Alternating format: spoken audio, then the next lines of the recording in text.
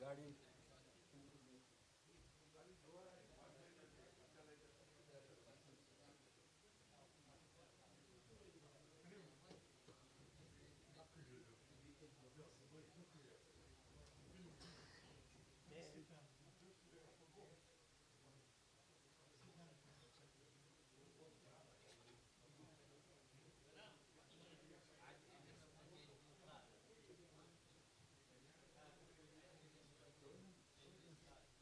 lemon walking is good.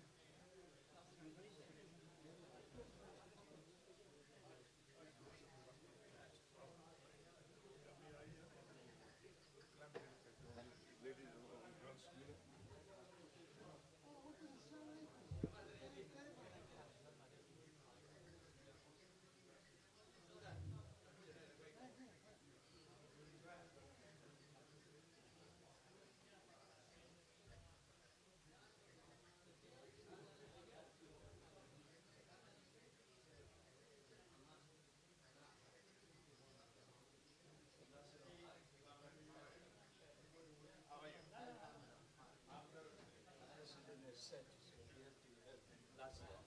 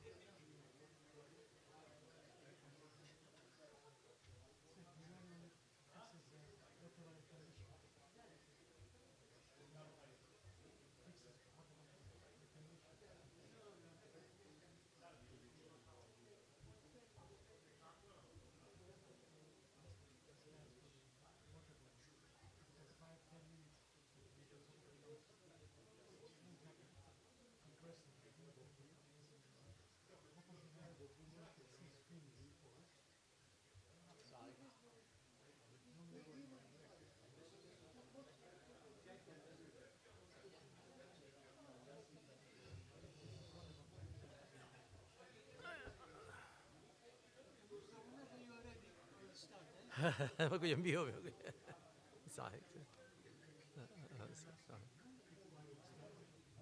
Dad, Dad.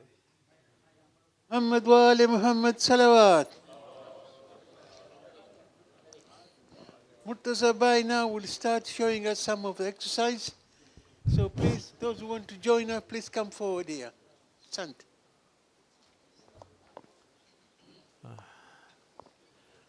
Assalamu alaikum.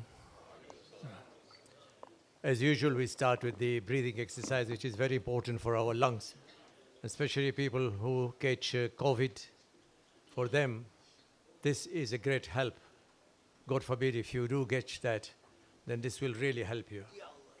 So we start with the Anulom Vilom, which is good for people suffering from heart problems.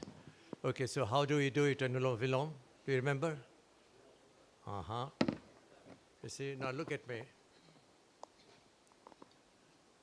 Block here. Breathe in. And press here. block the other nose, and breathe out from the other one, from this side. Just see how I do it.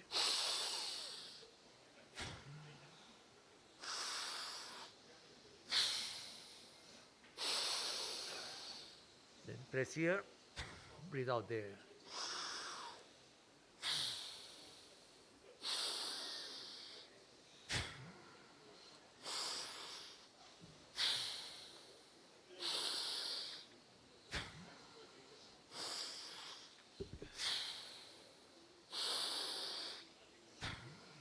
All right. Then we do something called Kapal Badi. Kapal Badi, just watch how I do it.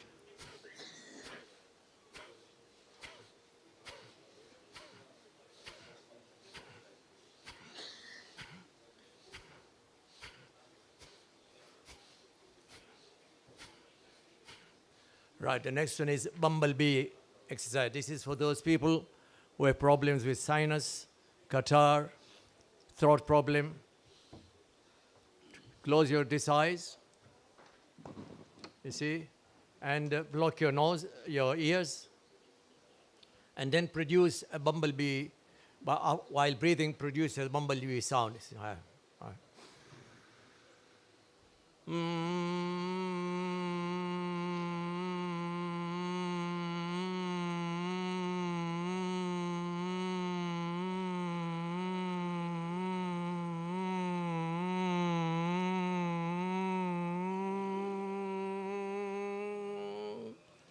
Again.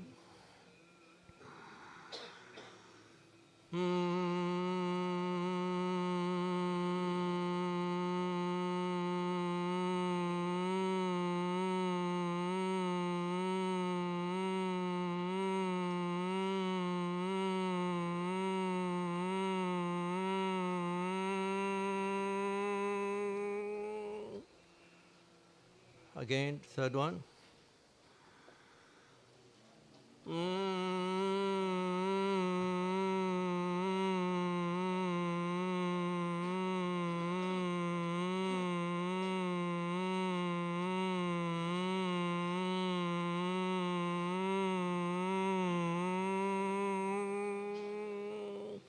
You can do this every day, 5 times, 10 times, which is quite good. Just clear your throat and it'll feel nice. Now, then there are so many breathing exercises, but I'll just do this one. Raise your hand, breathe in through the nose and breathe out through the mouth. Slowly.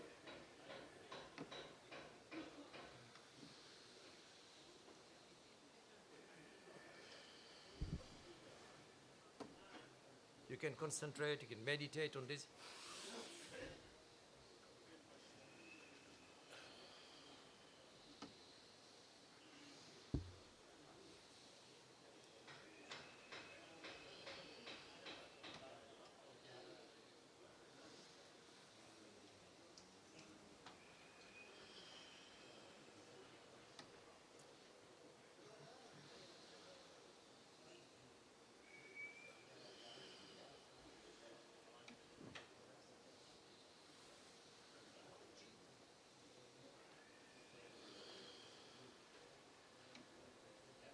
Now we do another breathing exercise, 4, 7, 8. Breathe in at the count of 4, then hold your breath at the count of 7, slow, 1, 2, 3, 4, and breathe out at the count of 8. This is very good for those people who suffer from anxiety or sleeplessness. Do this in the morning and in the evening. Start with 4, and then after a month you can add it up to 10. Do it sort of in the morning and before retiring to bed. Very, very good, you see. So just breathe in at a count of 4. 1, 2, 3, 4. Hold at 7. 1, 2, 3, 4, 5, 6, 7. Breathe out, count 8. Okay, again.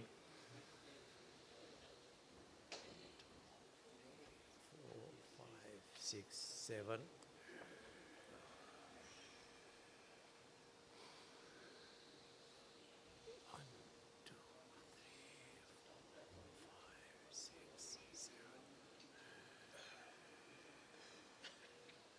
Again. 1, 2, 3, 4, 5, 6, 7. Why did I ask you to keep your hands here? Because when you breathe in, you must make sure that it is your tummy which comes out and not your chest, because so many people don't know how to breathe properly. You understand that? Now, we do the normal tapping exercise, which are the 9 meridian points, and they activate all your organs, you see. And you say to yourself, as you do it, I'm getting better, I have no pain anymore. So we start with this tapping exercise, start karate chop. But use your fingers, the tip of your fingers, okay? Right. 1, 3, 4, 5, 6, 7, 8, 9, 10, 11, 12, 13, 14.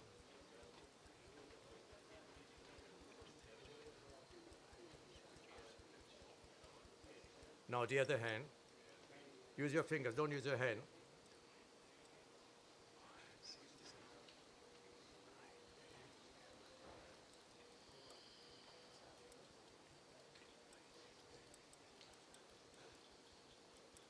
Good. Now, the start of your eyebrow here. 1, 2, 3, 4, 5, 6, 7.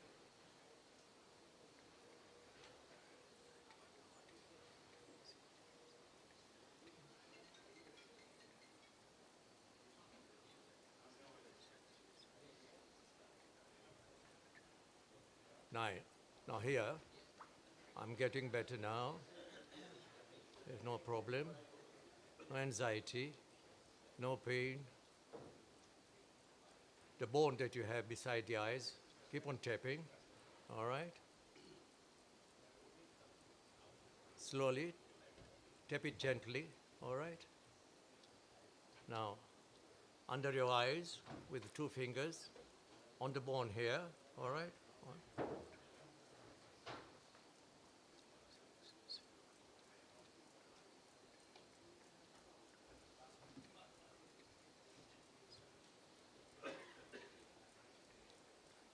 Under your nose.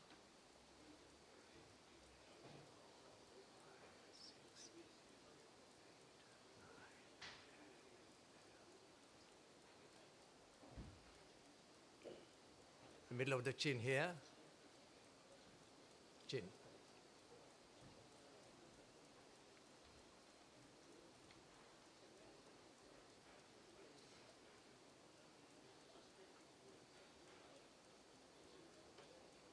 Now 4 fingers under the collarbone here, and a little bit the other side, with 4, and tap with 4 fingers.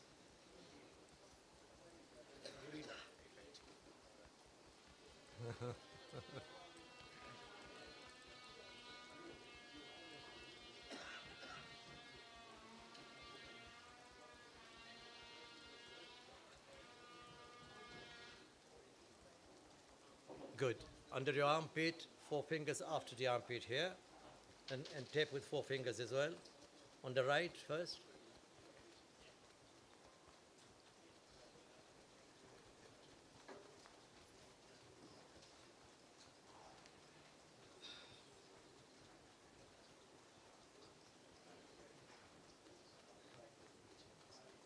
Now the other arm.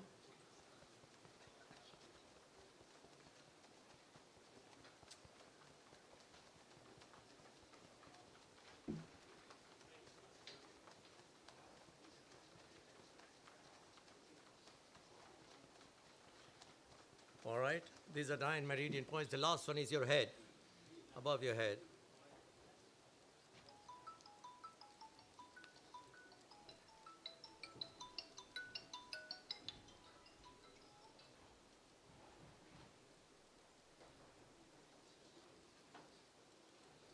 Thanks, Asant. Let's do some of the exercises. I'll just do a few because of the time factor.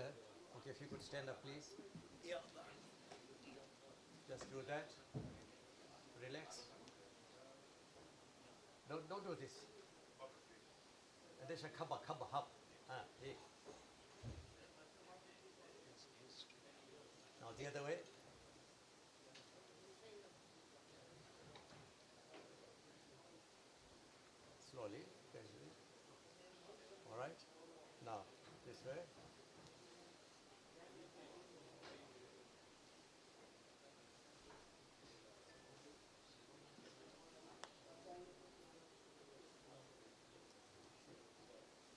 the other way.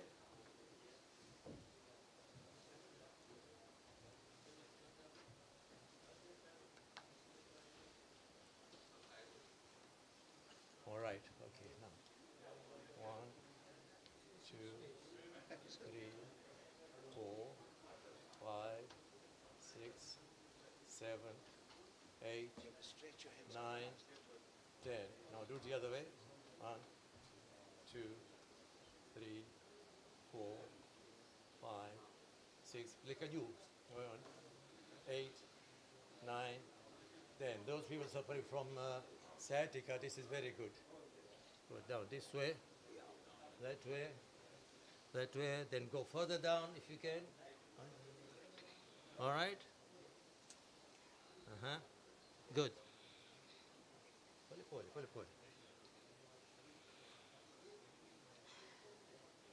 All right?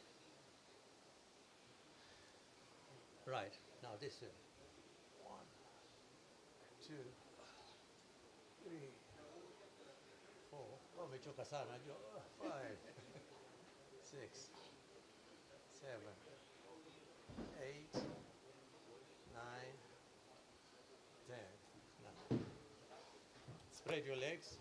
Go this way. 1, 2, 3, 4, 5, 6, 7, 8, 9, 10. The other way. 1, 2, 3, 4, 5, 6, 7, 8, 9, 10. Good. Now watch me what I do. You have to swing your body, the whole body. Hit on the bottom first, and if you are able to coordinate, the other one hit on the back. Okay, 1, 2. 1, 2. 1, 2. 1, 2. 1, 2. 1, 2. 2. 1, 2. Good. Those people who suffer from balance problem, hold your chair, raise your leg this way. Just keep on raising. You come on, raise up. Leave it for some time. Good. Now the other one. Come on. Yeah. Hold on to it if you can't. Yeah. All right. Now, if you are able to do it, if you can't, What then legs? sorry. What legs? Sorry. What legs up? Sir, you see this?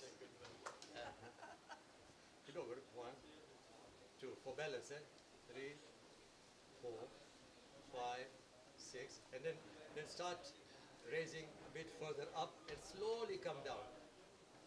1, 2, 3, 4, 5, 6, 7, 8, 9, 10. Good. Now, raise your toes. Come down slowly. It's all for balance, Especially people over the age of 70, I have the problem as well myself. 2,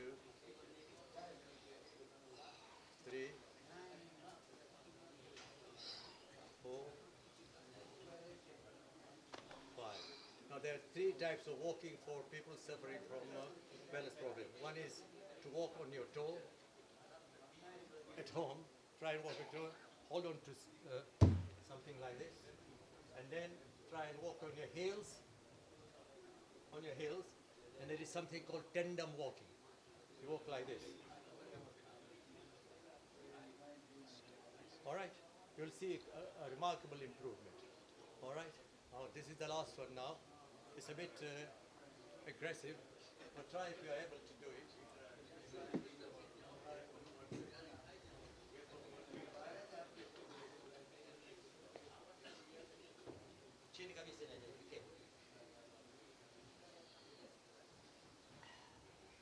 Go down, and then up, down, up, down, up, up. will make you breathless, which is go out of breath, which is very good. Go this way. Now come down, right down this side, move to the other side, and then come back up. Do again.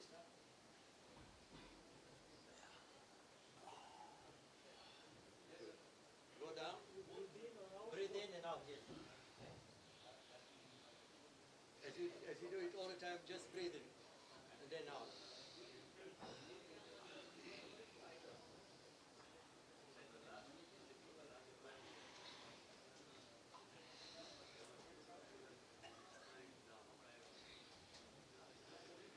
Thank you very much. And then we can do more frequencies at home. And it's good once a day at least.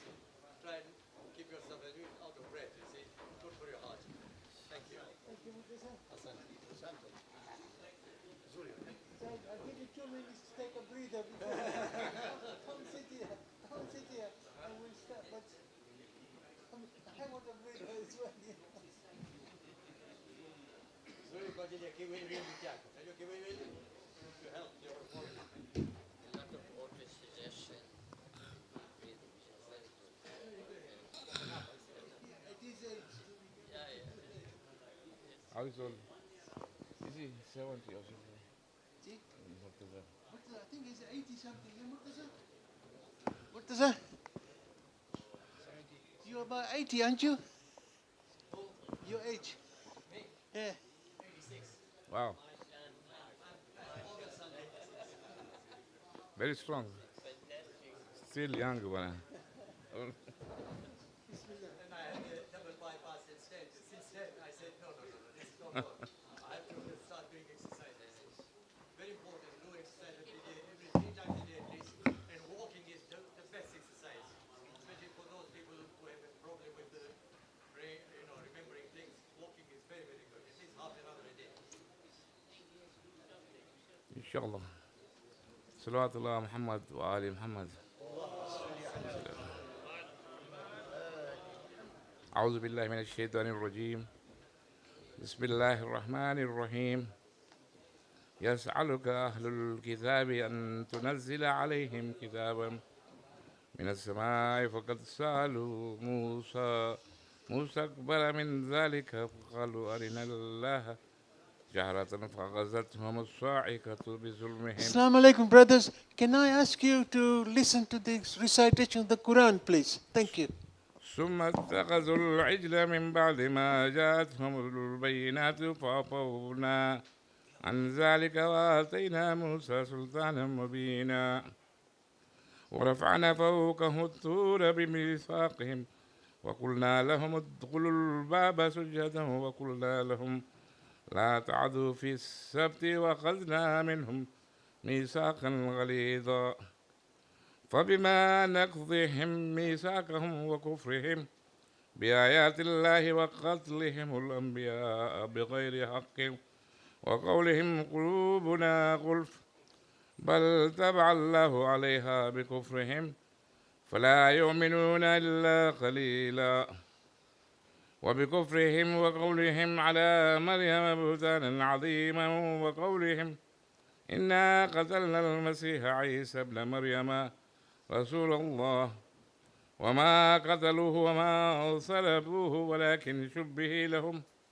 وإن الذين اختلفوا فيه لفي شك منه ما لهم به من علم إلا اتباع الظن وما قتلوه يقينا بل رفعه الله إليه وكان الله عزيزا حكيما وإن من أهل الكتاب إلا ليؤمنن به قبل موته ويوم القيامة يكون عليهم شهيدا فبظلم من الذين هادوا حرمنا عليهم طيبات أحلت لهم وبصدهم عن سبيل الله كثيرا وأخذهم الربا وقد نهوا عنهم وأكلهم أموال الناس بالباطل وأعتدنا للكافرين منهم عذابا أليما لكن الراسخون في العلم منهم والمؤمنون يؤمنون بما أنزل إليك وما أنزل من قبلك والمقيمين الصلاة والمؤتون الزكاة والمؤمنون بالله واليوم الآخر أولئك سنعطيهم أجرا عظيما إنا أوحينا إليك كما أوحينا إلى نوح والنبيين من بعده وأوحينا إلى إبراهيم وإسماعيل وإسحاق ويعقوب والأسباط وعيسى أيوب ويونس وهارون وسليمان وآتينا داود زبورا ورسلا قد قصصناهم عليك من قبل ورسلا لم نقصصهم عليك وكلم الله موسى تكليما رسلا مبشرين ومنذرين لئلا يكون للناس على الله حجة بعد الرسل وكان الله عزيزا حكيما لكن الله يشهد بما أنزل إليك أنزله بعلمه والملائكة يشهدون وكفى بالله شهيدا إن الذين كفروا وصدوا عن سبيل الله قد ضلوا ضلالا بعيدا آمنا بالله وصدق الله العلي العظيم اللهم صل على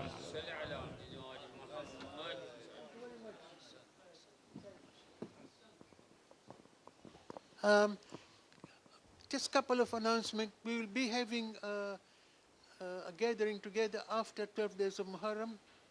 We'll give you the dates next week, inshallah. I'll work out the dates and then I'll ask Azhar to put it on the website as well, on the WhatsApp group.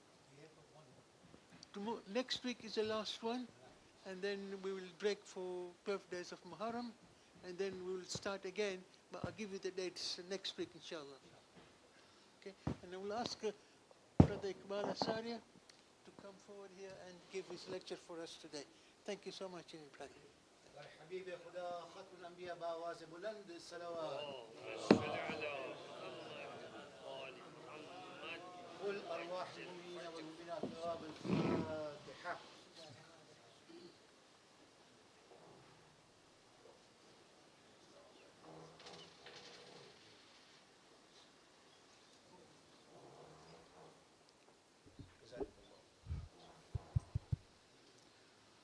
أعوذ بالله من الشيطان الرجيم بسم الله الرحمن الرحيم رب اشرح لي صدري ويسر لي أمري واحلل عقدة من لساني يفقهوا قولي.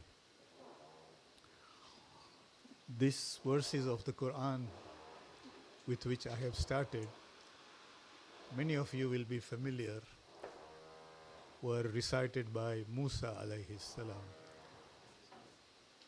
Nabi Musa had a little bit of a stammer in his voice.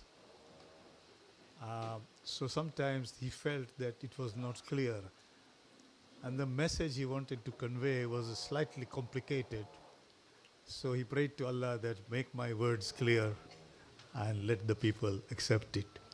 So I want to follow in that tradition, inshallah. And because the topic we want to handle is quite complicated and quite involved, but I feel, having thought about it, that probably over the next 20, 30 years, this will be the most important topic we have to deal with in the West especially, and in other countries, as I will show. So let me begin by asking some very basic questions to you.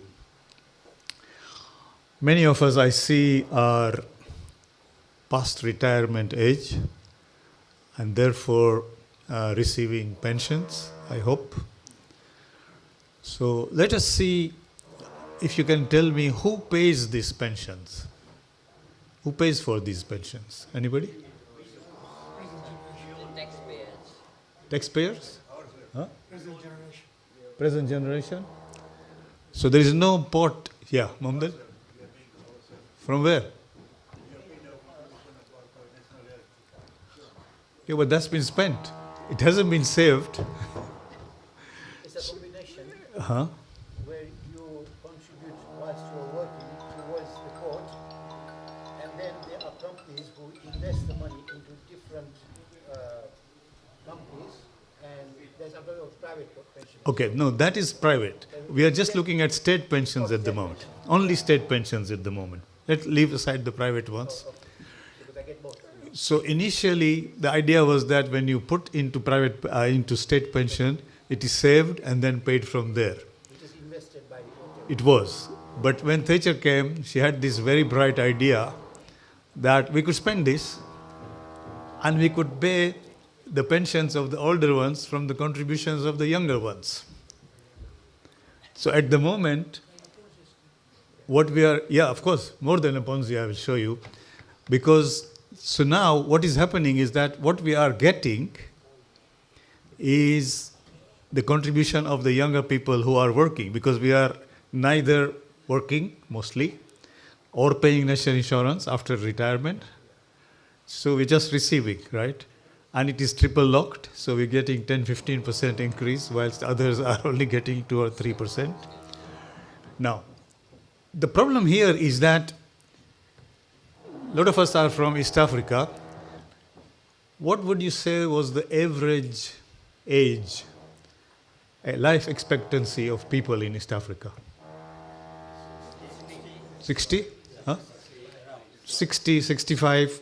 We used to have a lot of people passing away at 55, 60, 65. What is the life expectancy here? quite high, 80 plus. So we can see Murzaba has already reached 83, so it's well past 65. So now, if you retire at 65 in East Africa, you don't get any pension. If you retire at 65 here, you still get good 15 years, 10, 15, 20 years of pension, which is paid by the young. Okay, the second question is, how many children per family do we have here? 2? 4? 4? 2 plus. Okay. So, two questions, two observations here. One is that if you have at least 2.2 children per family, you can replicate the population. Less than that, the population will go down. Now, up to recently, the Protestant countries, the number of children per family was going down rapidly, and it came to 1.5. The Catholic countries were a bit more having more children. So to give you an example, when I went to Ireland the first time, at the airport, every taxi was a 7-seater. And I asked them, what is the idea? I said, no, we have big families. We have people coming with 5 children, 4 children, 3 children. 20 years later, when I went to Ireland, there was no 4-seater, 5-seater taxi, all like ours here. I said, what happened? Has the law, Catholic law, changed on birth control? I said, no, I don't think so. So how come the family size has become smaller? So even the Catholic countries have started to follow this routine, right? As a result, the average family size in Europe now, number of children per family, is 1.5. Life expectancy 80 plus, young people getting fewer and fewer. So, it doesn't need a genius to work out that a small number of young people have to feed a larger number of older people for a large number of years. And you can see how the older people react. This, in France, President Macron wanted to increase the retirement age by 1 year. And there were riots all over the country. But they're living longer. If you're living longer, you have to retire later. Otherwise, how can these people support? Okay, so how do you work out this equation? What happens now? Do you tax the young people more? Okay, another question. How much of your income when you are working you pay in taxes? What do you think, percentage-wise? Huh? 40? No, just say average. 40? 40? Okay, let me tell you, it is 62%. 40 is, as an accountant, you are calculating your national insurance plus your 25% tax and so on. What about VAT? What about fuel duty? What about airport tax? If you put all that together, it's 62%.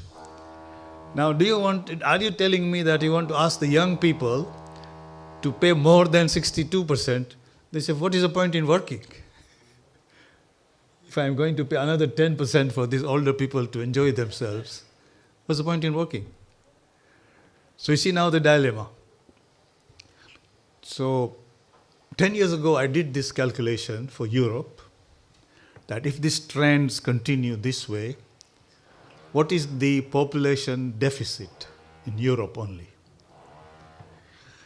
That time it was showing 40 million young people. We need additional 40 million young people. I did the calculation again after Sultan Bhai harassed me for a lecture, and now it looks like 50 to 60 million young people. Do you want 60 million immigrants? Or you starve? I mean, there's no, you can't say no or yes. The major question is, where will these 60 million young people come from? Look at every border of Europe. Every border of Europe is Muslim. So they have to come from Muslim countries. So you want 60 million more Muslims in Europe to pay your old age, apart from your work deficit, care home people, all kinds of things. We're just looking at economics here. Or where will you get the 60 million? Do you want 60 million Chinese? Temporarily, you can have 500,000 Ukrainians and 500,000 Hong Kong people, but long term, you're looking at 50 to 60 million people. And this has given birth to a new thesis amongst the far-right people, especially in France and America, and it is called the replacement theory. That theory says that these Muslims are going to replace us over time. So they said, we must now encourage our women to have more children. We must pay them to have children, etc., etc., etc. And they've tried this in Scandinavia, in other countries. In Greece now, this Meloni is trying as well. Nobody is having more than 2 children. It's just not. The whole cycle has changed. People are living longer, having fewer children, retiring early. So what shall we do? So unless we find an accommodation with these 60 million potential people, we're going to be in trouble. Because remember, each young person who comes to this country will work, pay taxes, national insurance, whatever, until they retire. So we have a potential gold mine there, right? Now to have that gold mine working, we have to behave ourselves towards these people. We have to be grateful to them, not hate them, not create hatred and all kinds of things. You see what I mean? Now, who will tell the people here, for example, all these Brexiters, that you need these people?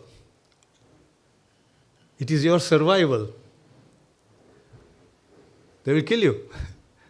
They will say, what's wrong with you? But there is no alternative. Yeah? Somebody has to explain to the people in Europe. This is the choice you face. Now, there is another alternative. Look at what happened when Turkey applied for joining the EU 10 years ago. And they made the calculation, and then France said, no, we can't have. Says, what's the problem?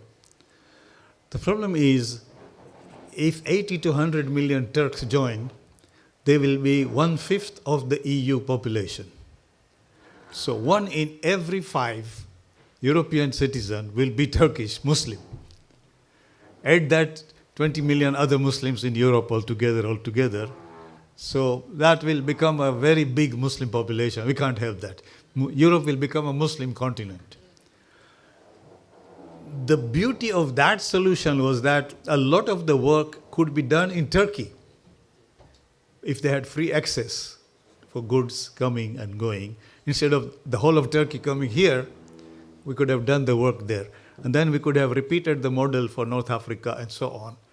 If we behaved ourselves properly, we could do that model and we could benefit from them. Then the only need will be for essential work and so on, right?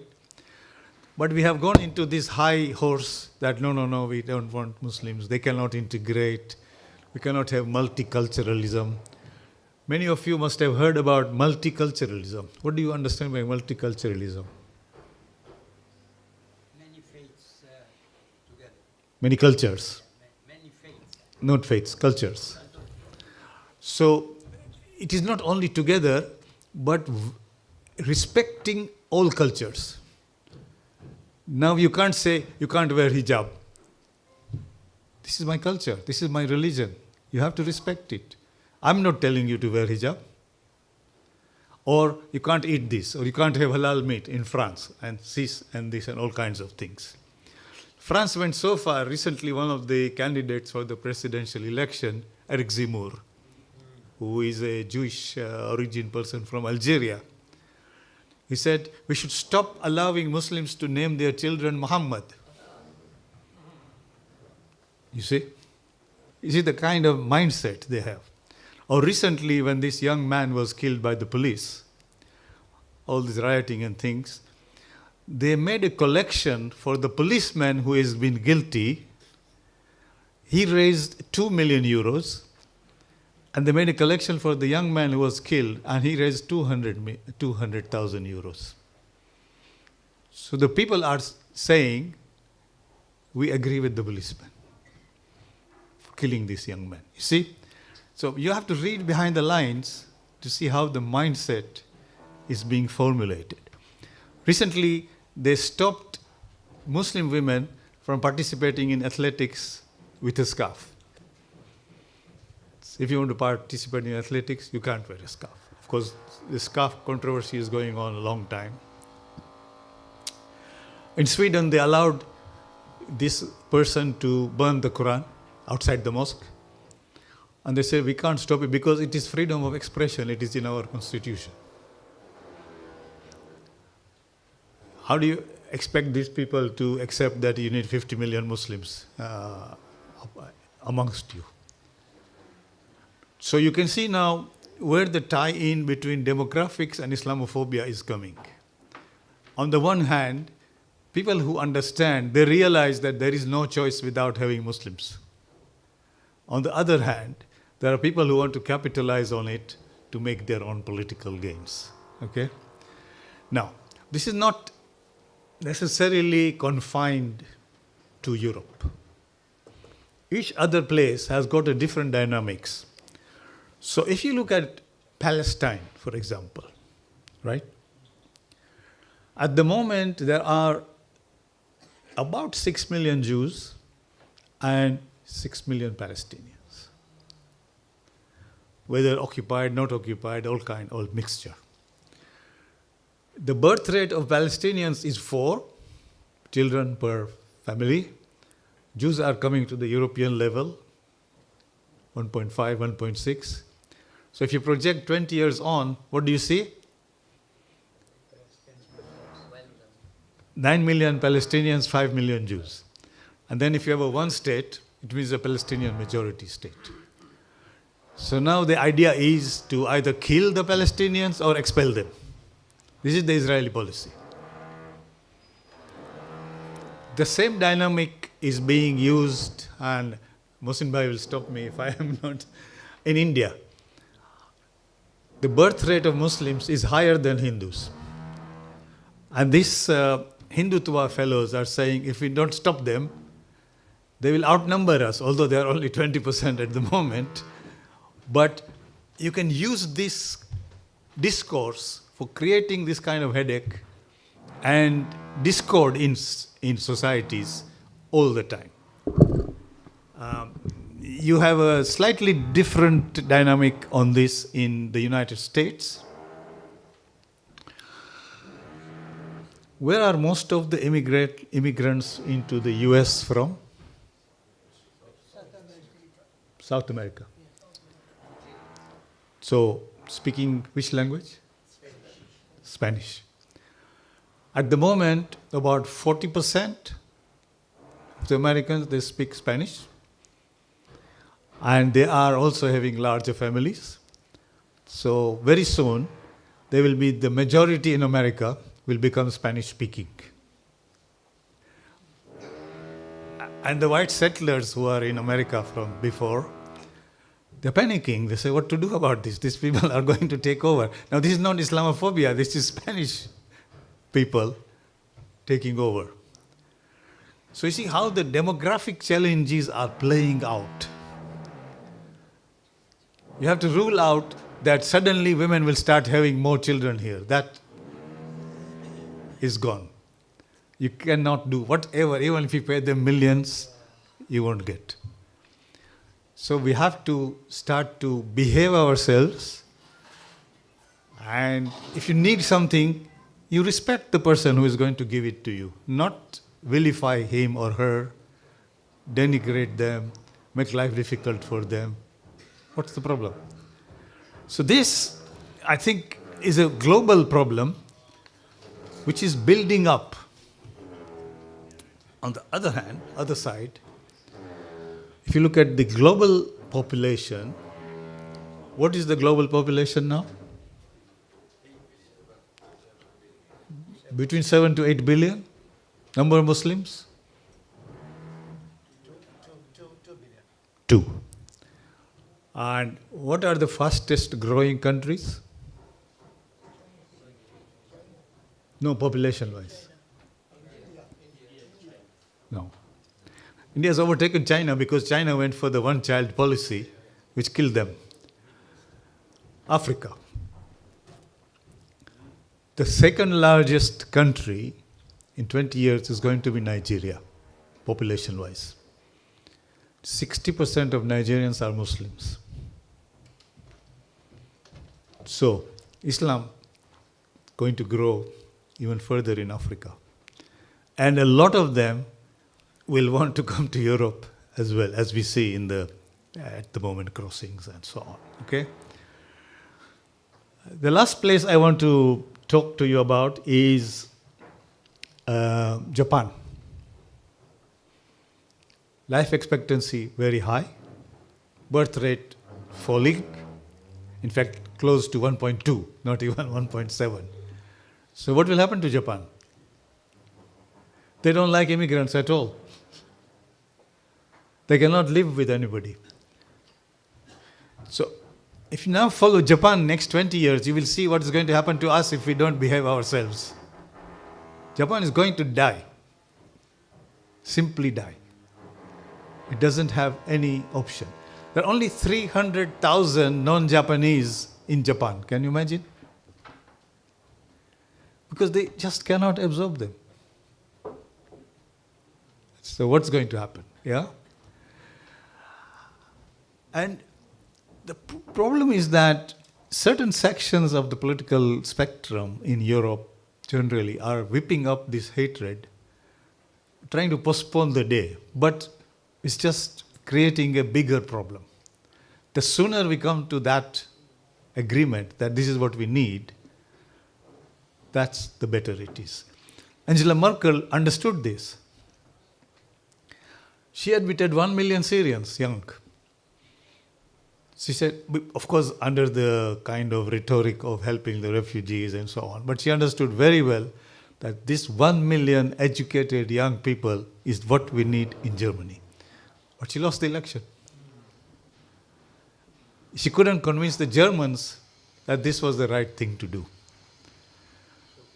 Places like Switzerland, they want to start banning the minarets of any new buildings and things like that, and so on. So really, our responsibility is to convince our politicians that, look, you have no alternative. Let us find a way to explain to our people what is the best way to go forward. We have to reach an accommodation with Islam. Go back. Have we been able to do that in Europe before? Yeah? Where?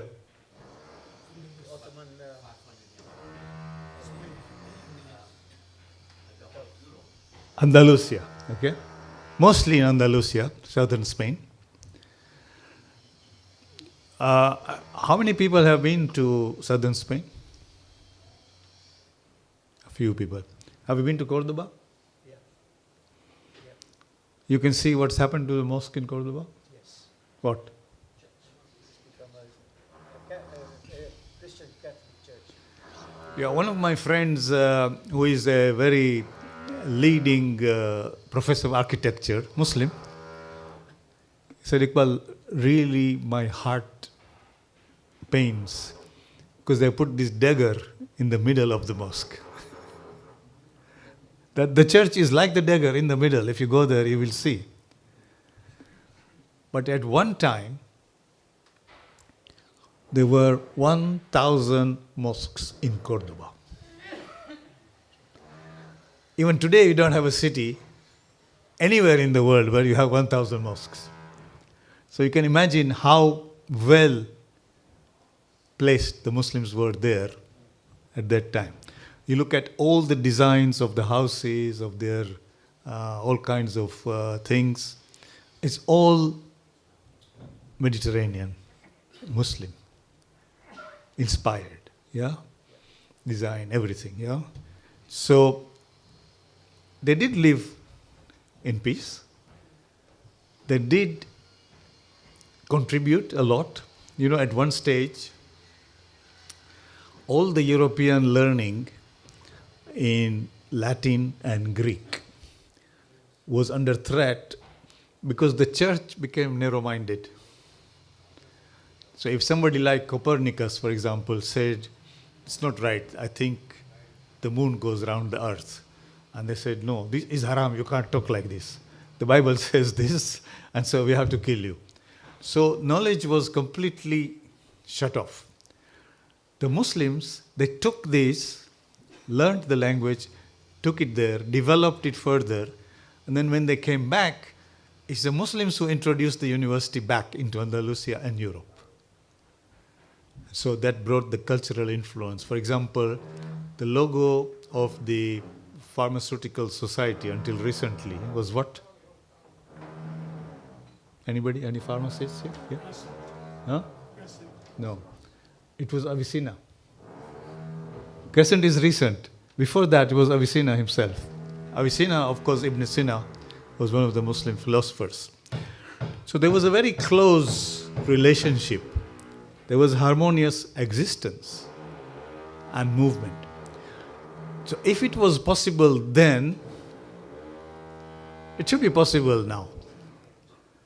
So our job will be to study the history of Europe from the beginning, see how they have reacted, acted, interacted with Muslims. And then, of course, the Reconquista, the Catholic push to reconquer Spain and the fall of Granada in 1492 and so on. All that and the aftermath of that we need to look at. Because this will give us enough ammunition, if you like, to put our new thesis forward. That, look guys, we can stay together, but you have to behave yourselves. Yep. So I think we will stop there and open for questions. Can I ask you a question? Why is it the Hindus in India have less birth rate? I thought it was the same as the Muslims because the same genetics. The question is, why are the Hindus having a lower birth rate in India than Muslims? Well, there are two parts to it. One is that they are not necessarily having a lower birth rate, but the Hindus are whipping up this Muslim birth rate as a kind of political agenda. But in many, many Indian parts of Indian society, there is extreme gender discrimination. They don't like female children. So now with the new scientific techniques, you can detect the gender of the child at a very early stage in pregnancy and they abort it. And unfortunately, the more educated Indians are resorting to do this kind of thing more than the uneducated Indians. Obviously, you can see that if you are getting richer, you want fewer children and you want to send them to university and all that. This is the global trend. So the richer parts of Indian society are also there. But overall, if you do the calculation, it doesn't add up that the Hindus have a lower birth rate necessarily. But politically, this is a big slogan. Yes. Thank you very much, Hassan. Very, very enlightening and very useful talk. As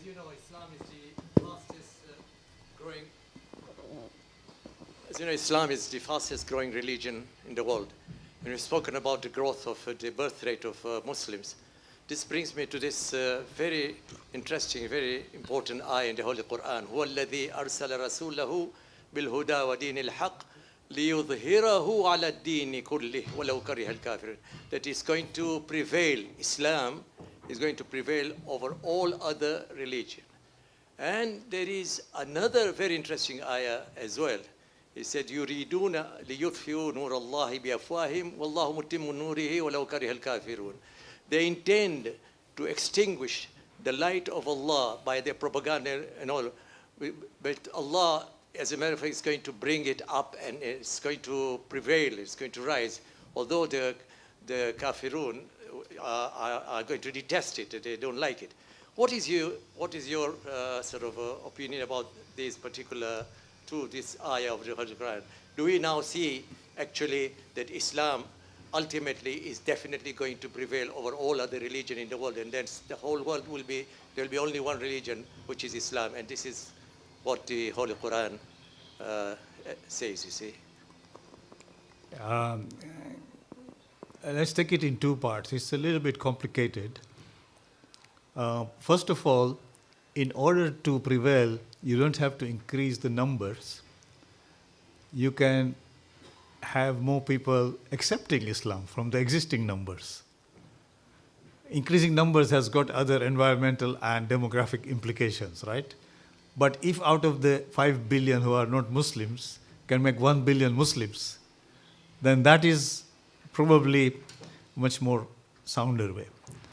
In terms of the end point, we have a little bit of a contradictory narrative here, right? We believe that the 12th Imam will come and establish justice, but will also be killed. So whether he will be able to convert everybody to Islam or not is something which is open. I'm not saying it won't happen, it can happen. But the more people who accept it, we have to find a way to get people to accept Islam. Now that comes from behavior. It not necessarily come from force or higher birth rates or so on, but from behavior. And you can see that lots of people here have accepted Islam seeing the behavior of some Muslims. It is very less prominent than before, but that is where we need to pay our attention. That if you are Muslim, you are expected to behave in a certain way which attracts other people. It is the fastest growing religion in the world. It is, but you see here the problem is this now. Look, the challenge we are looking at here, right, mostly. Look at the Christian churches. What is the attendance rate in the church?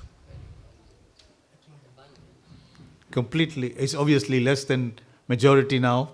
Probably 20-25%. Some of my Christian friends are saying, we think you are going to go the same way as you become more comfortable here, right? That is a big danger.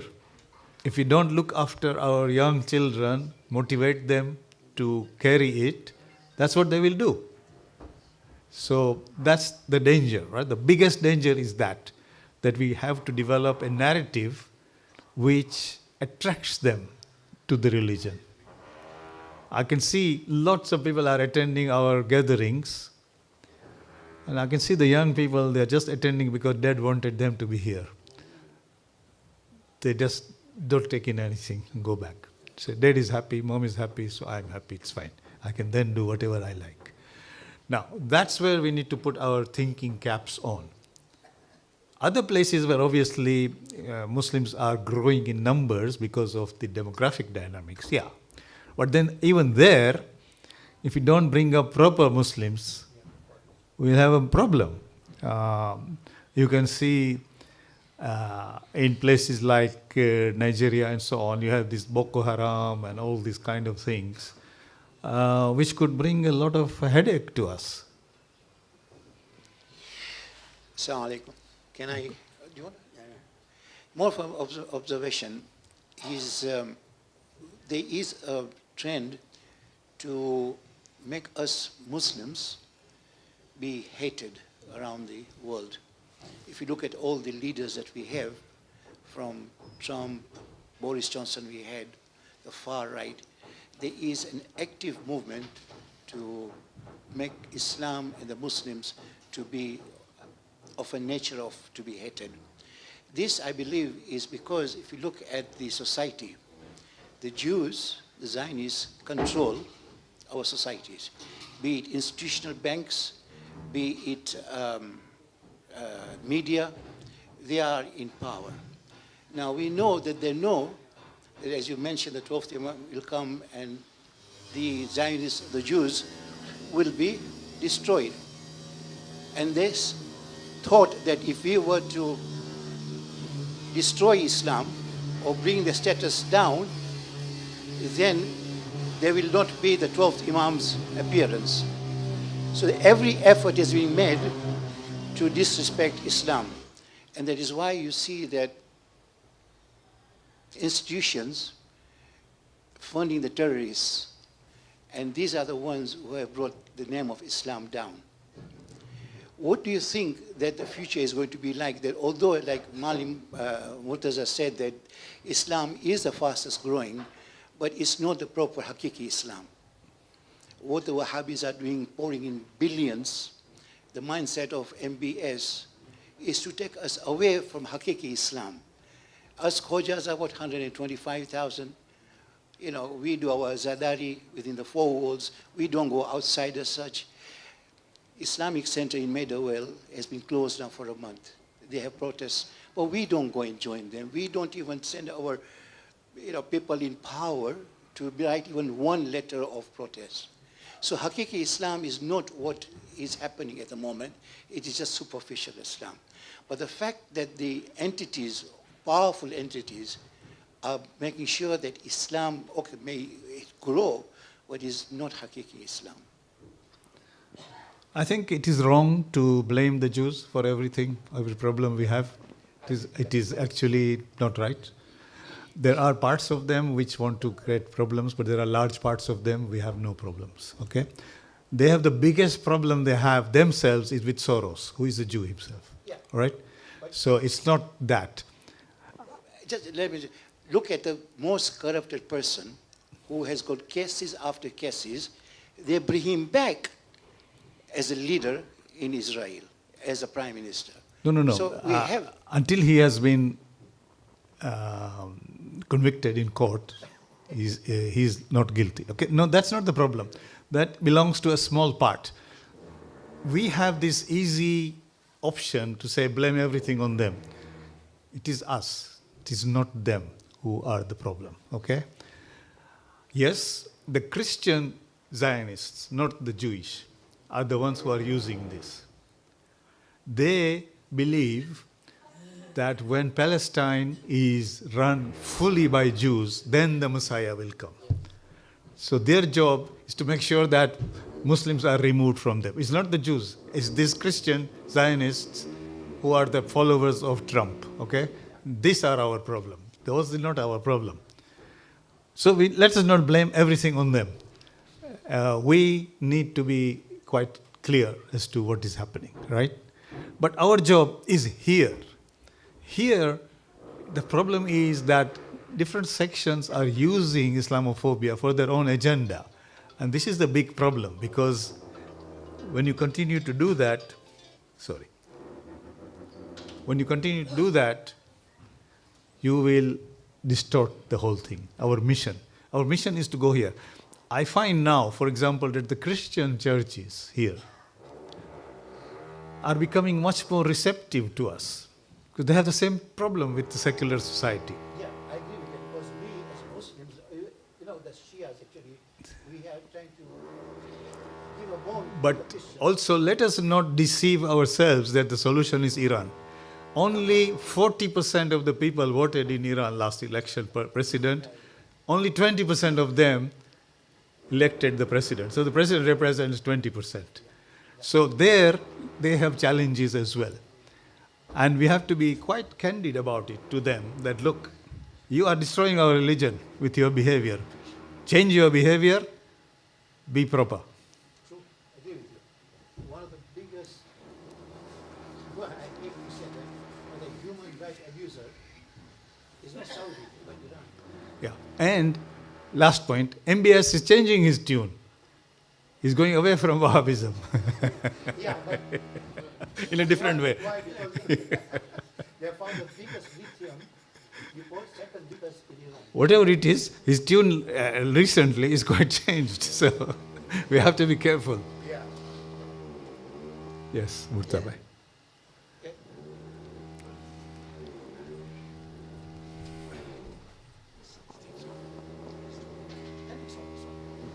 Assalamu alaikum. You spoke very well, thank you very much, and you have enhanced our better understanding.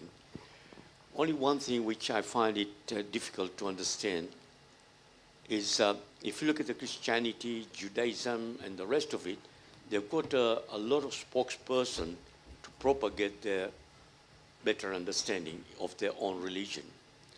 We do lack somebody in our Islamic world, I'm not talking about Khojas only, just Islamic world, a spokesperson of Islam. And that do we lack at the moment. We need somebody to be able to propagate Islam in a higher level than just a propagation only. What's your thought? So I think there are two things. One is that Judaism doesn't pretend to be able to spread to the world. They don't convert. You can only become a Jew if your mother is a Jew, full stop. So they don't talk about, they only talk about chosen people. They don't talk about the world. So it's only Christianity and Islam which are competing for the global. Now, for Christianity, at the moment, especially in the Protestant church here, there is a very big problem. European and American Protestants, they cannot convince the non-European and American Protestants, which are the majority, to follow their line on ordination of women priests, on LGBT, on all kinds of things. You're saying, are they the same Christians as us or not? So they are really in a big mess. Catholics are also in the same mess. We have not got that mess yet, but we have to be careful not to have it. But yes, spokesmen, yes, of course, or spokespersons. And that is where I'm saying that if we understand this kind of discourse properly, then we can develop a proper response, long-term response. This is not about sloganing. It's about actually thinking long-term, long and hard, how to influence society slowly and systematically. Assalamu alaikum. I just want to know, at the moment, a lot of work is being done by robots. And also, if they bring a kind of a law that they need developing countries, Muslim people to come here and do the services, but they can bring a law that only you are allowed to be here as long as you are working. Once you finish working, don't retire here, go back to your country. Can this happen? Okay. You may know it, but you may not. Germany introduced this scheme 40 years ago.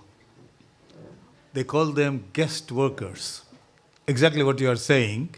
Come when you are young and able-bodied, work, pay your taxes, and then go back, and we don't care about you. Nobody wanted to come. Why should you come? You remember that people who want to come will have more than one choice. And they will exercise those choices. They will not. So if you go to Germany, or you go to France, or you come here, or you go to America, or you go wherever, you have to fight for it now. The deficit is going to be too big. Yeah, I don't think anybody will come and service you whilst you need them, and then you throw them out to starve. That will not happen.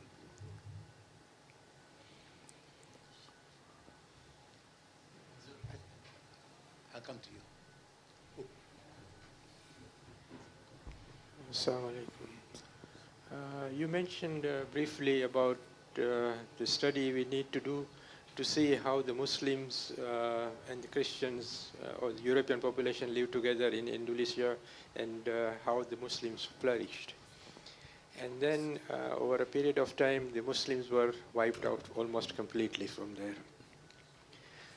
That is already studies the Christians and especially the Hindu people have done and are still continuing to do as to how the Muslims were pushed out from Indonesia after having so much influence there. So we need to understand this study as to what they are studying. We need to understand it ourselves more, that how the Muslims were pushed out from there. This is one example. The other one is in China. Muslims are very prominent in China, and their influence has gone down quite a lot. So we need to understand and study how the Chinese influence, Chinese Muslim influence has also been wiped off or reduced very much.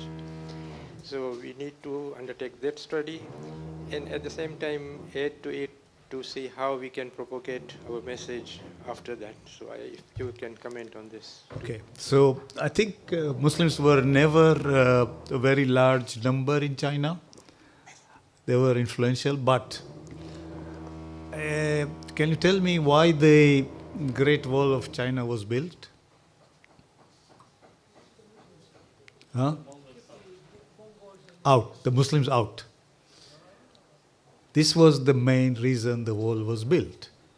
So now we have a number of Huan Chinese who are inside the China, and then the other ones, Uyghurs and things who are outside. They were always meant to be outside. So China has got this double relationship with Muslims, and they had never penetrated inside as much as we would.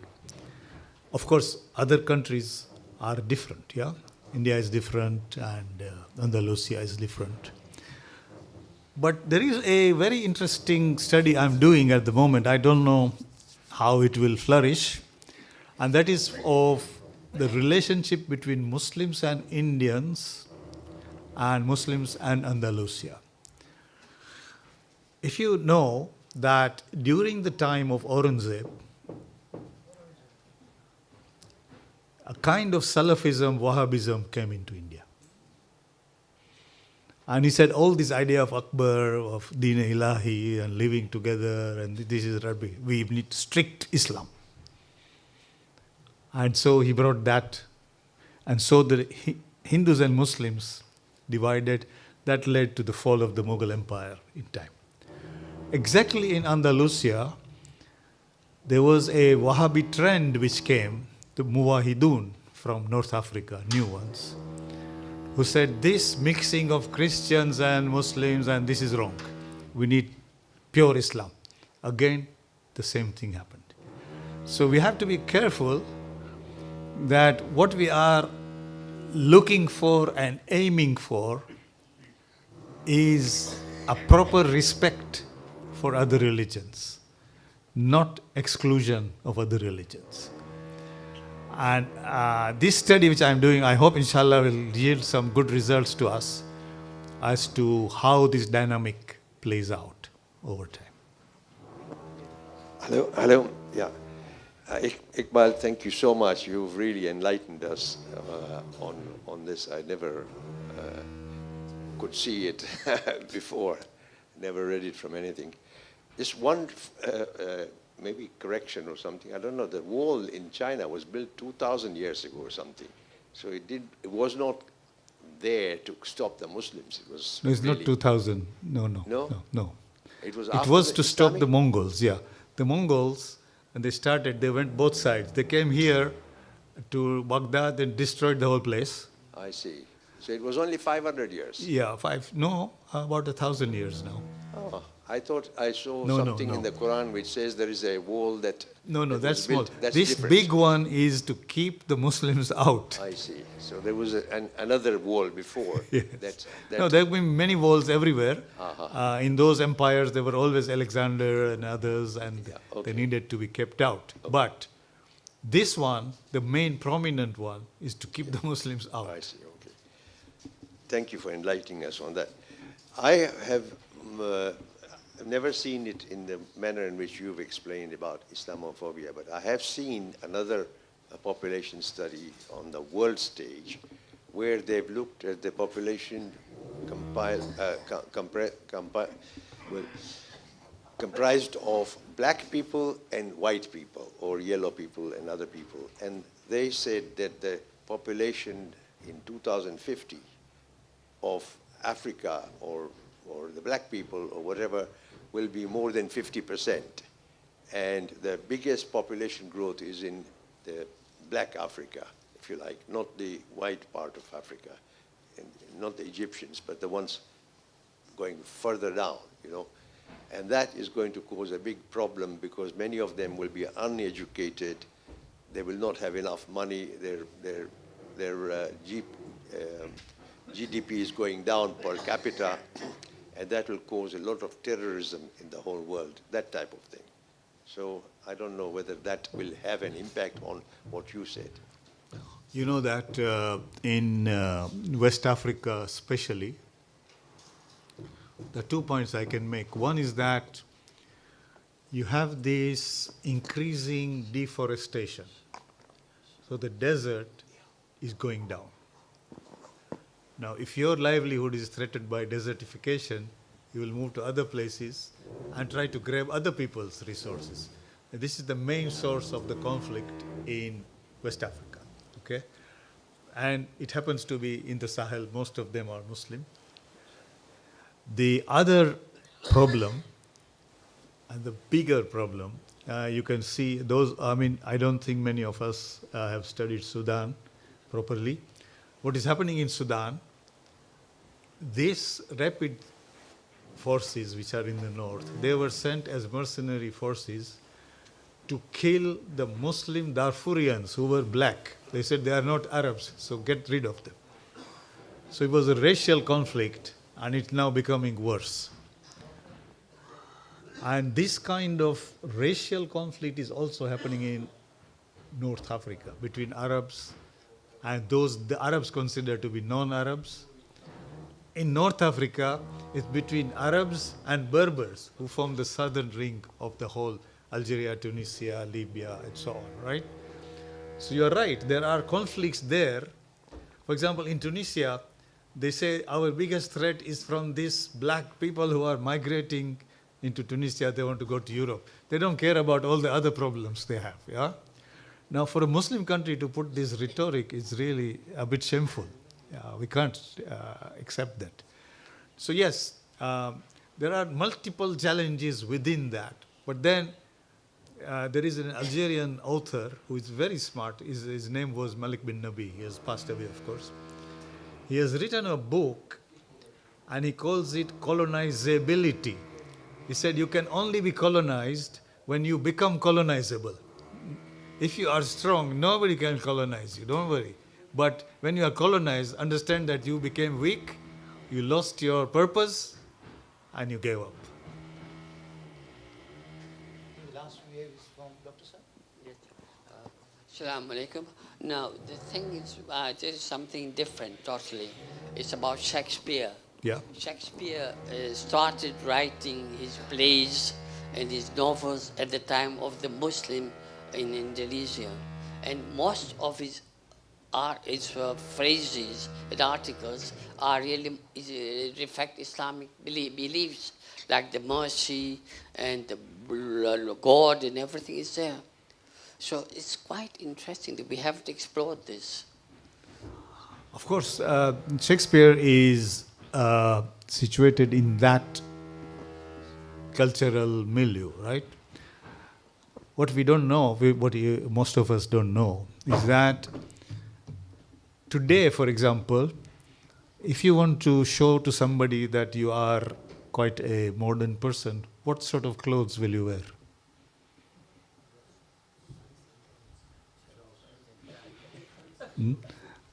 For my women students, I asked them, yes, you are wearing a scarf, but why are you wearing a Louis Vuitton scarf, which is costing you 10 times an ordinary simple scarf? What's wrong with you? I said, no, we have to be part of the fashion. In those days, Shakespeare's days, it was fashionable to wear Arabic dress. It was like a sign of high society, that I am part of that civilized people. We are uncivilized. So Shakespeare reflects that in his thing. It's not that he is sympathetic to Islam or something, it's that milieu. So for example, in 840 AD, we have found a coin and it is in the British Museum. It was found in Scandinavia, and it is called the Offa coin. This coin has got the emblem of the king on one side, Offa Rex, like you had Elizabeth Rex or Charles Rex now or so on. On the other side is the Shahada in Arabic. 840 AD. So there is no known Muslim at that time in the UK, right? So why did the king have this coin? The best explanation which I have found is that the king must have sent people to Andalusia. You know that Muslims came to Andalusia in 711 to tell them that we want to trade with you, because when the Muslims came, they connected Andalusia to China through the Silk Route and trade routes, right? So everything you had in the world, this part of the world, you can get it from there. So they have asked the king's people who came, said, how will you pay us? If today you go to some place and say, I want to buy something, and you say, I'm going to pay you in what? Other than that, nothing. Nothing, huh? You say, if I tell you I'm paying you in Kenya shillings, what am I going to do with this? Or worse still, Zimbabwe kwachas or whatever it is, right? So they will say, okay, how are you going to pay us? Oh, we pay you with these copper trinkets and things which they were using that time. I said, sorry, we can't, we have to trade until China. We have to find some currency which will work until then. So jointly they have designed this coin to show that yes, once we get it, we can use it up to China in our trade. And the king agreed even for the kalima to be written on it to guarantee its authenticity. So really, what you are saying about Shakespeare, Doctor, is a different milieu altogether. And okay, at one time also, the Protestants, they had a big plan to join forces with the Muslims to fight the Catholics, because that was their biggest problem. Huh? Salahuddin. Yeah, this was the problem. So then we have to understand all this background, and what I'm saying is that we need to study all that, see how that played out, how people reacted to it, how this idea spread to begin to form our own narrative. I just come back from Jordan, and what you're saying is so true. The Salahuddin tried his utmost to unite, but they opposed him. And the forts that they were built during the trade route is an absolute marvel until today. When one person tried to unite it, but they said no.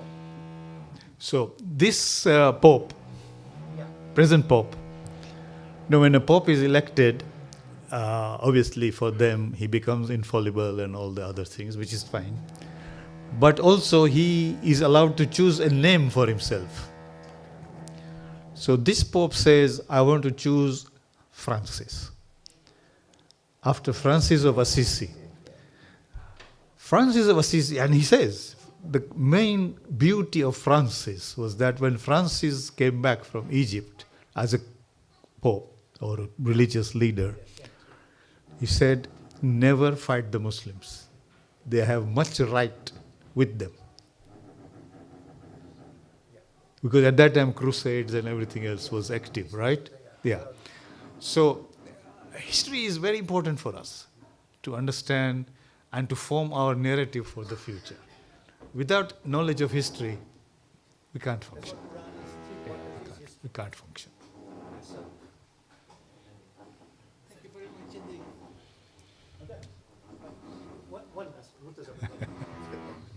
We have a couple more minutes, so you have to be brief, please. Dr. Iqbal, what is your thought about the Western countries who are bent upon making sure that Africa is always impoverished, because they will not survive without keeping Africa impoverished?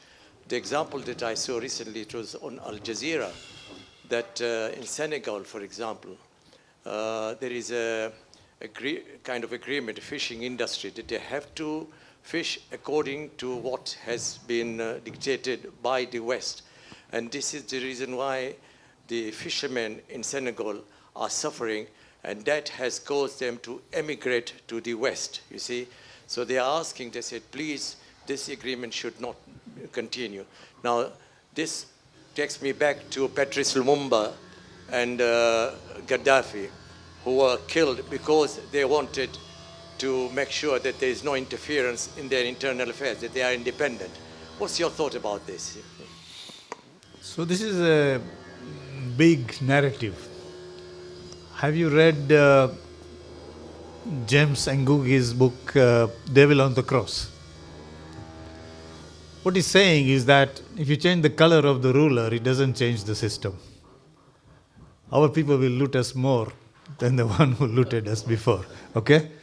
So Senegal is part of the narrative. What the West is now worried about is that when China came in, it gave a lot of assistance to these people, which these people could not put conditions on that.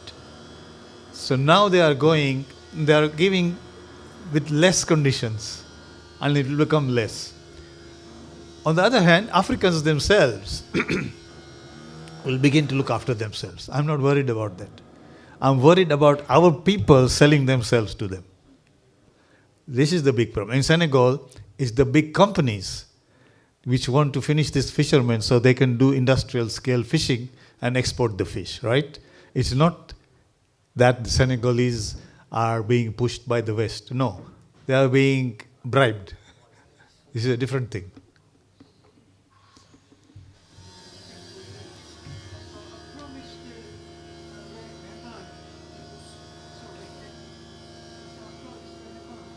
No, press the red button. No, yeah. Yeah, I promised Rahman to recite Qasida for 5 minutes today. So we'll ask Rahman to Please. do Qasida for 5 minutes, please. Rahman, please.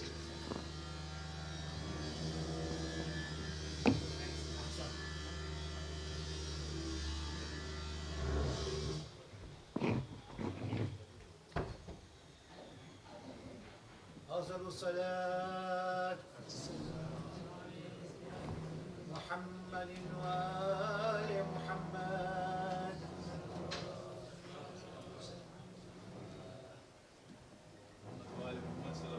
اللهم صل على محمد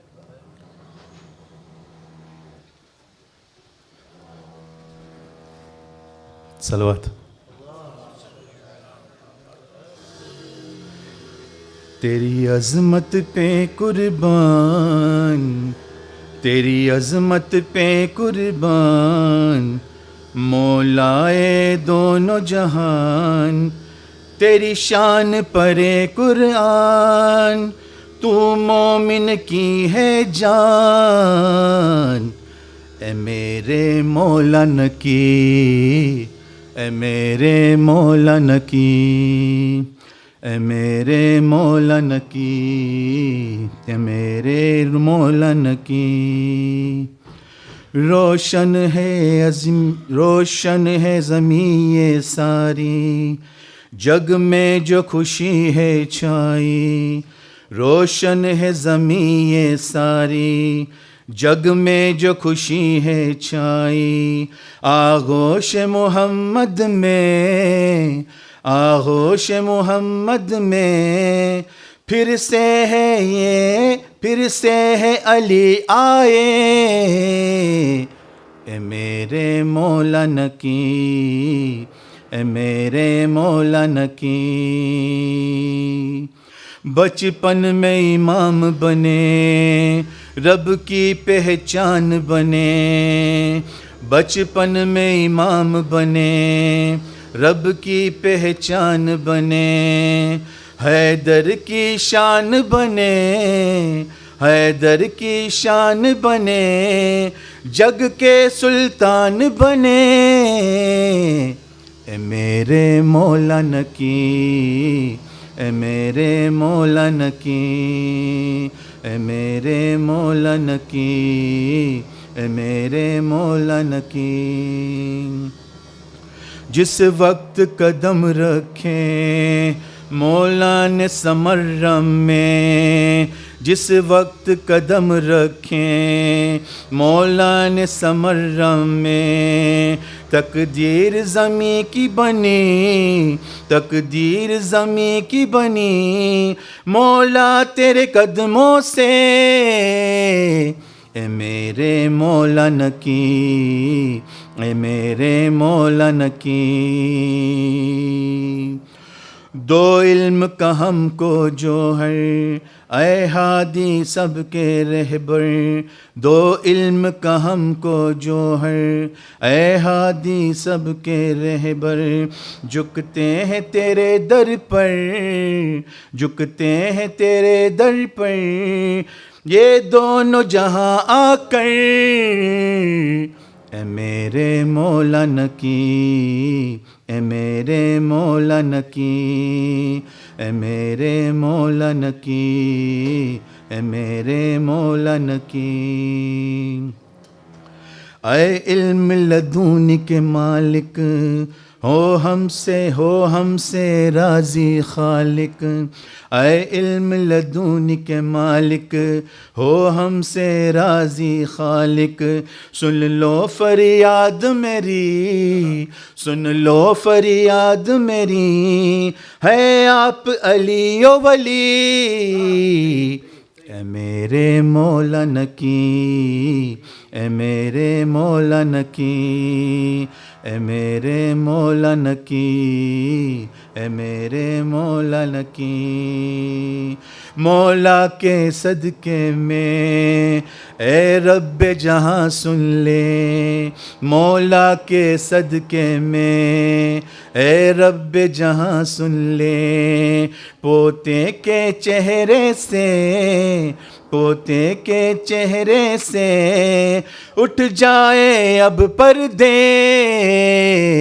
اے میرے مولا نکی اے میرے مولا نکی ہے فاطمہ اب بس دعا ہے فاطمہ بس یہ دعا ہے فاطمہ بس یہ دعا آ جائے مہدی میرا ان کے ہمراہ جائیں ان کے ہمراہ جائیں سب مومن کرب و بلا اے میرے مولا نکی اے میرے مولا نکی اے میرے مولا نکی اے میرے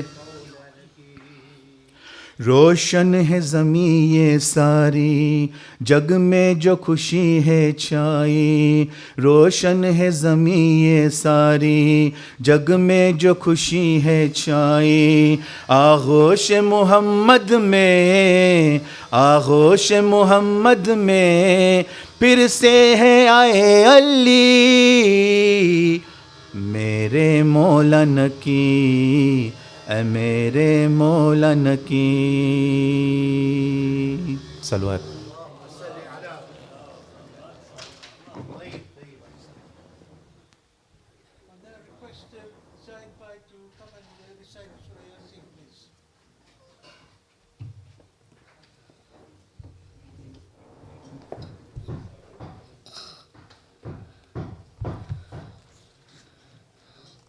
أعوذ بالله من الشيطان الرجيم. بسم الله الرحمن الرحيم.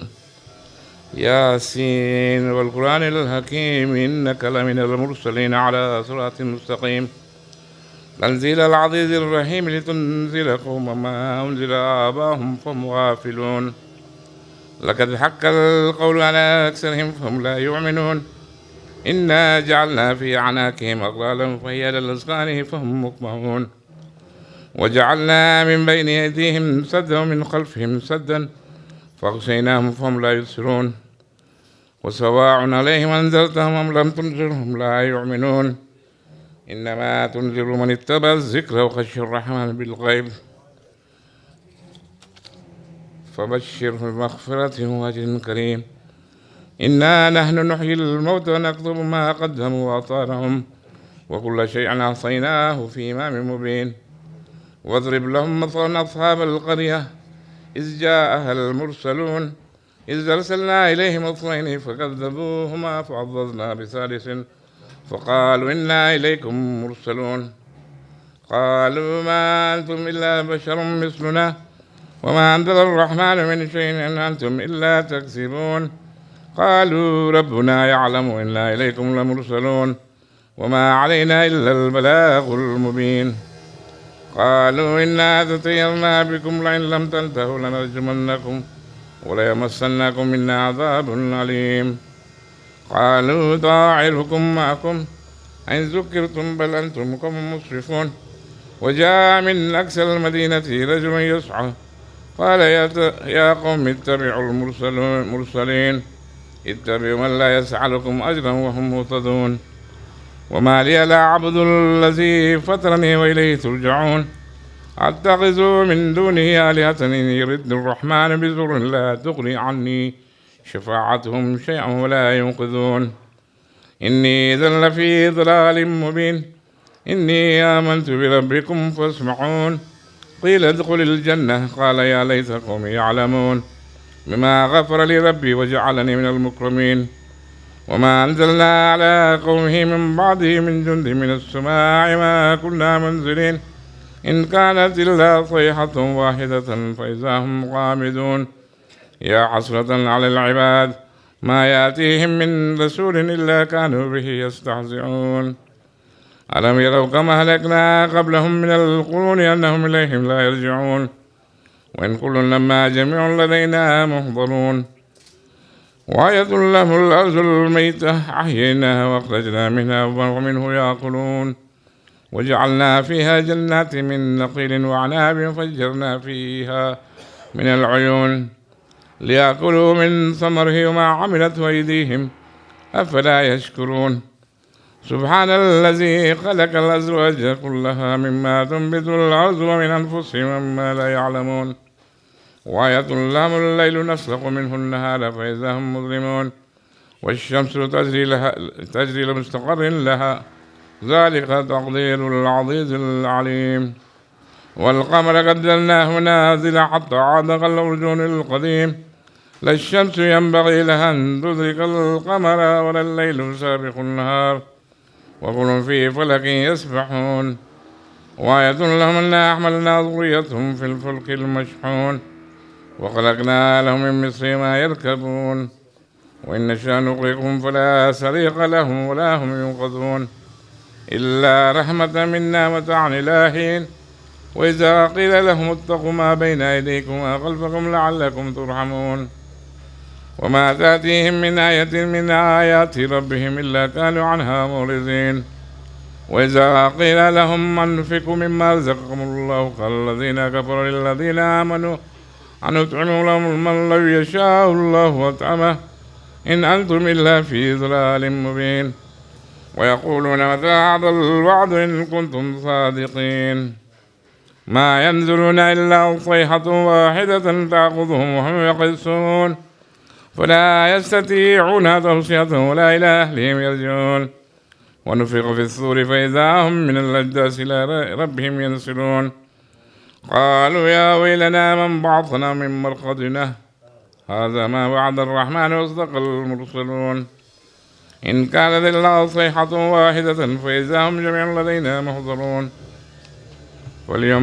واليوم لا تظلم نفس شيئا ولا تجزون إلا ما كنتم تعملون إن أصحاب الجنة اليوم في شغل فاكهون هم وأزواجهم في ظلال على الأرائك متكئون لهم فيها فاكهة ولهم ما يدعون سلام قولا من رب رحيم وامتازوا اليوم أيها المجرمون ألم أعهد إليكم يا بني آدم أن لا تعبدوا الشيطان إنه لكم عدو مبين وأن اعبدوني هذا صراط مستقيم ولقد ضل منكم جبلا كثيرا أفلم تكونوا تعقلون هذه جهنم التي كنتم توعدون اصلوها اليوم بما كنتم تكفرون اليوم نختم على أفواههم وتكلمنا أيديهم وتشهد أرجلهم بما كانوا يكسبون ولو نشاء لتمسنا على أعينهم فاستبقوا الصراط فأنى يبصرون ولو نشاء لمسقناهم على مكانتهم وما استزاءوا مسيا ولا يرجعون ومن نعمر نكسه في الخلق أفلا يعقلون وما علمناه الشعر وما ينبغي له إن هو إلا ذكر وقرآن مبين لينذر من كان حيا ويحق القول على الكافرين أولم يروا أنا خلقنا لهم مما عملت أيدينا أنعاما فهم لها مالكون وظللناها لهم منها ركوب ومنها يأكلون ولهم فيها منافع ومشارب أفلا يشكرون واتخذوا من دون الله آلهة لعلهم ينصرون لا يستطيعون نصرهم وهم لهم جند محضرون فلا يحزنك قولهم إنا نعلم ما يسرون وما يعلنون أولم ير الإنسان أنا خلقناه من نطفة فإذا هو خصيم مبين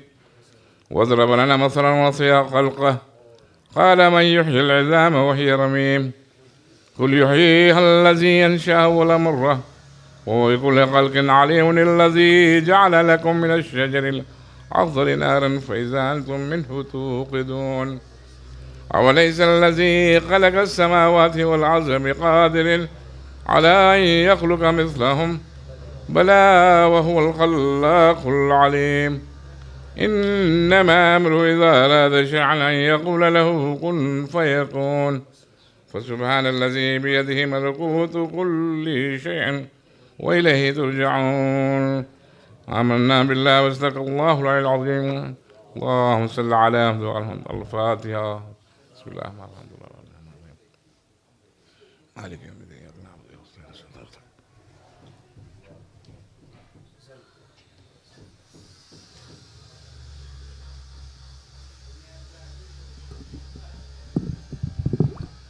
I'll ask brother, do you want to say ziyarat for us?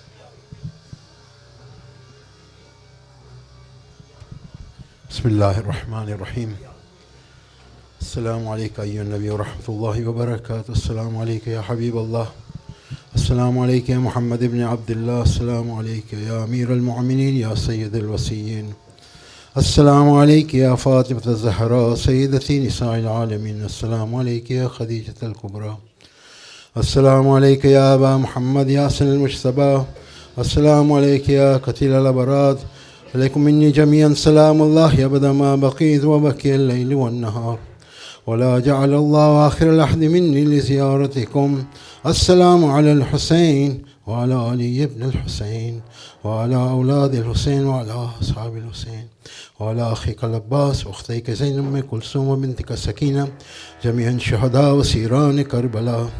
السلام عليك يا علي بن الحسين ومحمد بن علي وجعفر بن محمد وموسى بن جعفر وعلي بن موسى وعلى أختك فاطمة المعصومة. السلام عليك يا محمد بن علي وعلي بن محمد والحسن بن علي. السلام عليك يا مولاي ابن الحسن يا صاحب العصر والزمان. الأمان الأمان الأمان. السلام عليك يا خليفة الرحمن. السلام عليك يا شريك القرآن. السلام عليك يا إمام الإنس والجان. أجر الله فرجك وسهل الله تعالى مخرجك وظهورك ورحمة الله وبركاته. بسم الله الرحمن الرحيم.